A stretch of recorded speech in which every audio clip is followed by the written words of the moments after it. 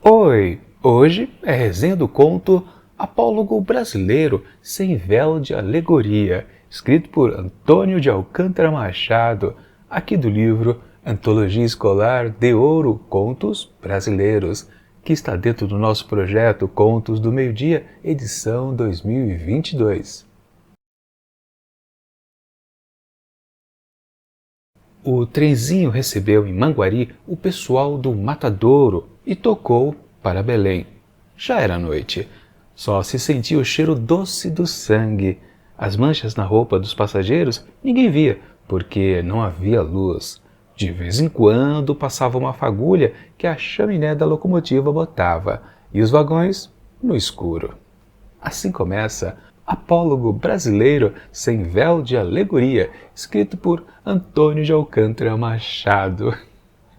Eu já estou dando risada porque esse texto aqui, sei lá, é quase uma piada. Bom, sim, tem esse contexto aqui, né? Esse é bem descrito, né? Eu acho que os elementos principais, quase principais aqui dessa pequena narrativa, bem rápida mesmo, né? Que um pessoal que trabalha no Matadouro embarca num trem que vai cumprir uma certa viagem. É uma coisa rotineira, né? Todo esse pessoal segue sempre essa mesma viagem. Ou seja, eles já sabem o que vai acontecer nesse trem que sempre fica às escuras durante o percurso noturno, pois não há uma mísera vela, né, para ser acesa e todo mundo fica realmente ali no breu o tempo todo. Não só o pessoal do Matadouro, mas os outros passageiros que já seguem viagem há horas, né? Enfim, uma coisa ali da rotina diária de todo santo dia. Tá, e você pode se perguntar, o que tem de interessante aqui, ou de diferente, né, que tem aquele estopim, né? Porque toda história precisa, para se iniciar, ter um certo desarranjo, ou seja, existe uma certa tranquilidade, de repente acontece algo inédito, né? E a história começa, e você fica interessado, você, leitor, né? Bom, o que acontece de diferente aqui nessa rotina, sempre constante, é que um dos passageiros que está a bordo do trem, já vem também de lá para trás, é um baiano, músico, flautista. Que mais? Bom, ele é cego. Coisa curiosa. Pois é, em um determinado momento, por causa deste cego, acontece outro quiprocó aqui na história. E aí eu tenho que dizer, não posso contar mais nada, porque senão estraga a experiência de leitura. Minha avaliação do texto, pois é, eu não disse nada na abertura porque eu não posso contar nada, porque senão a história já acaba. Aliás, a história meio que já se traduz quando você já dá esses elementos iniciais dela, porque o que acontece a seguir já é o desfecho. É uma coisa bem rápida, aquela coisa que você fala, caramba, existiu mesmo aqui uma certa história? Porque antes de falar sobre a narrativa em si, né, vamos falar sobre o título da obra, né? Apólogo Brasileiro sem véu de alegoria. Bom, o que é um apólogo? Apólogo é uma pequena história, uma narrativa que trabalha como elementos personagens, seres inanimados, objetos, animais, mas que se comportam conversando como seres humanos. Já a alegoria é justamente aquela composição onde você faz uma certa maquiagem, digamos assim, você não diz exatamente o que é, mas quer dizer outra coisa. Basicamente, o apólogo e a alegoria são, em um certo ponto, iguais, às vezes um pouquinho diferentes, quase o contrário, mas não necessariamente, né?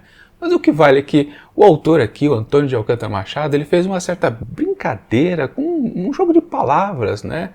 E meio que ele é mais provocativo no título da obra do que no próprio texto que ele coloca aqui na sua narrativa, que no final das contas vira, lá no final, e por isso que eu estou meio que rindo o tempo todo, vira quase que uma piada. Ou basicamente era isso que ele queria fazer mesmo, era contar uma certa piada com um contexto aqui meio engraçadinho, meio esperto. Será que era só isso? Ele queria fazer um certo xiste?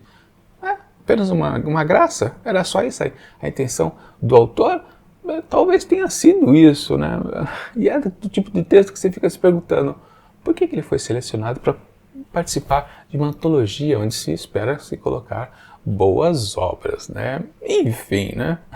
Basicamente eu tenho que já quase chegar à sessão de spoiler aqui, mas antes deixa eu dizer qual é o estopim de fato da situação, porque o que é que o cego faz, né?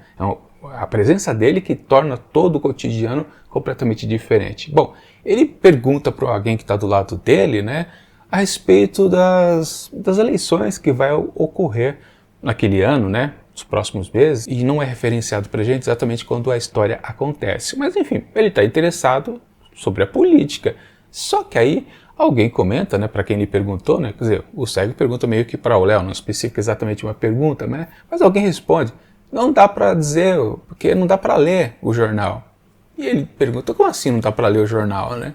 E todo mundo fala, estamos no escuro, que é o que já tinha sido informado ali no começo do texto, né? O primeiro parágrafo já diz isso.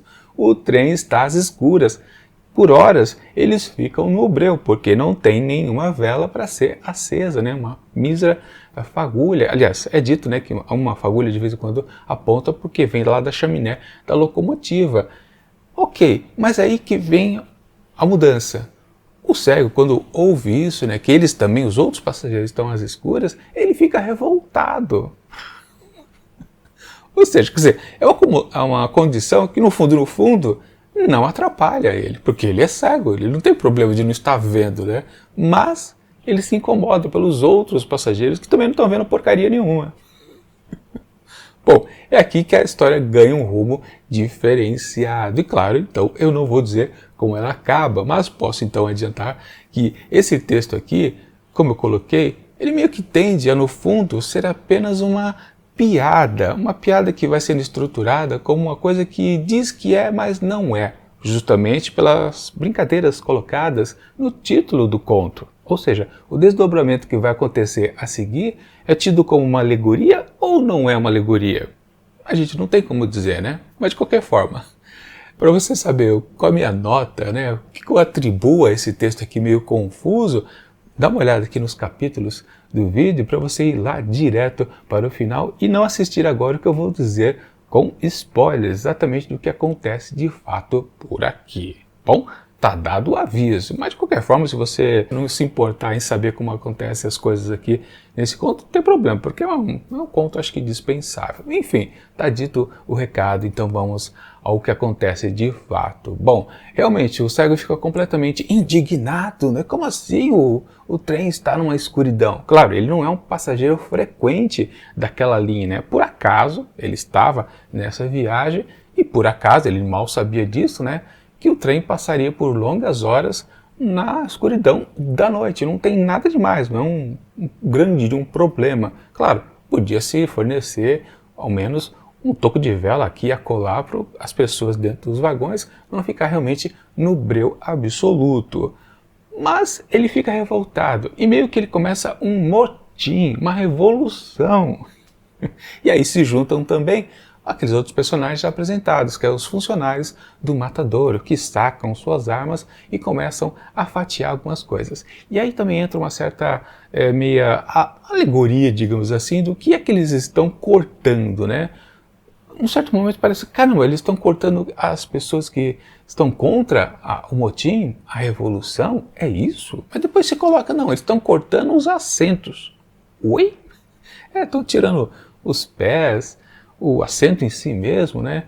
O estofadinho, o encosto, eles estão quebrando tudo com as facas e estão jogando para fora do trem pela janela. Não dá para entender direito. Depois aparece lá o condutor do trem ou o maquinista, né? Eles querem matar o maquinista, né? Tem uma certa violência aqui também colocada, mas não vamos fazer isso, né? Não sei o quê, afinal de contas o cara também é tão pobre quanto a gente. Sim, há uma crítica social que também é embutida no texto, mas naquela confusão que toda alegoria acaba fazendo, porque quer dizer algo, mas não diz as claras, né? Vai sempre encobrindo, né?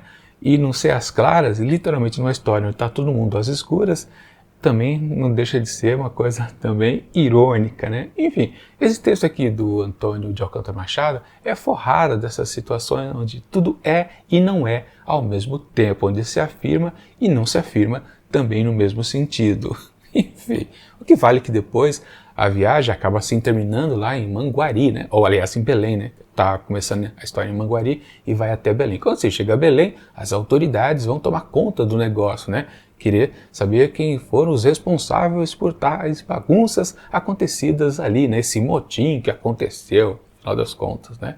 Eis que, no finalzinho, nos últimos parágrafos, alguém abre o bico e diz, não, quem fez tudo isso aqui foi aquele cidadão ali, aquele baiano ali, aquele músico, aquele cego. E aí a autoridade acha que estão mangando dele e prende o sujeito que, né, apontou o responsável por tudo. Ou seja, no final vira uma piada mesmo. Peraí, mas era verdade, não era mentira. Foi o cego realmente que ficou indignado com a escuridão e começou o motim. Mas e daí? O texto até parece, a situação colocada ali, aquela coisa meio esquisita, parece que ele vai se transformar em algo mais complexo, mas, como eu disse, de repente o texto acaba, é um texto bem curtinho, acaba numa piada, apenas uma anedota. Era esse o objetivo mesmo? Ou faltou inspiração para o autor aqui no final da sua lavra? Não dá para saber direito, acho que ele fez de propósito, com certeza, mas fica devendo, eu acho que não chega a lugar nenhum, para falar a verdade. É o tipo de texto que você lê, você pode até achar bonitinho, engraçadinho, saquei o que você quer dizer, que texto esperto. Você também pode considerar que é um texto elaborado, cheio de refinamento, né? Porque diz e não diz, porque você pode considerar, né, que também isso é um ponto positivo e não apenas um ponto negativo, como muitas outras pessoas podem considerar inicialmente, digamos assim. Mas quando você para pensar, não, para falar a verdade, essa coisa de não e sim ao mesmo tempo, isso que é bom, que coisa bem pensada, né? Você pode também partir para essa maluquice, digamos assim, porque exatamente muitos produtos, sejam textos de um livro, ou do texto de um roteiro de cinema, de uma peça teatral, é tudo a mesma coisa. Quando você parte para a alegoria, você tenta ser também assim uma pessoa inteligente, né? Uma coisa mais intelectual, vocês estão sacando o que eu não quero dizer? Mais ou menos por aí. E muito autor sabe disso. Aliás, muitas alegorias são usadas em finais de algumas narrativas justamente porque o cidadão, que até construiu uma história interessante com seus personagens e as ações que foram acontecendo, o desdobramento de tudo, né? Quando ele chega no final, ele vai fazer um fecho, ele não sabe o que fazer. E literalmente ele parte para uma alegoria meio que para lavar as mãos. É um recurso medroso, para falar a verdade, de muitos autores. No caso aqui do Antônio de Alcântara Machado, não dá para dizer que ele foi medroso. Na verdade, ele começou nesse sentido, nesta tiração de sarro, o tempo todo, desde o começo. A começar pelo título do conto. Ou seja, tudo, na verdade, é proposital aqui. Mas no fundo, acaba resultando numa mera piada. E não passa disso. E para mim, isso é um desastre. Mas muita gente eu sei que pode gostar, sim. Fazer o quê, né? Enfim, eu fiquei mais enrolando aqui nesta resenha porque realmente eu não tinha o que dizer a respeito do texto, super curto. Aliás, não é tão super curto assim, mas ele enrola bastante para apresentar quase nada. Esse é um ponto também, né? Ele encheu um pouquinho de linguiça para apresentar muita pouca coisa. Enfim, para Apólogo Brasileiro Sem Véu de Alegoria, de Antônio de Alcântara Machado, eu atribuo apenas 2,5 asteriscos. Aquela típica nota mediana. Eu não resisti a fazer um trocadilho. Bom, é aquela coisa, não é nem ruim, nem é bom. É apenas uma coisa que com certeza precisamos esquecer logo a seguir. Só isso. Sim, esquecer de propósito, porque é um texto que, como eu já me perguntei, por que foi colocado aqui dentro desta antologia? Não tem lá muito sentido, não. E eu nem recomendo que vocês leiam. Bom, vamos ver como vai ser o próximo texto aqui, então, da Antologia Escolar de Ouro. Será, dessa vez, bom, teremos Carlos Drummond de Andrade com o texto O Sorvete, o que fará o nosso mais conhecido poeta, né? Com uma pequena prosa, um texto curto, um conto. Estou curioso. Bom, a gente descobre amanhã no próximo vídeo. Mas, enquanto ele não chega, eu deixo aqui do lado dicas de outras resenhas que eu também já fiz deste livro aqui em dias anteriores. E tchau!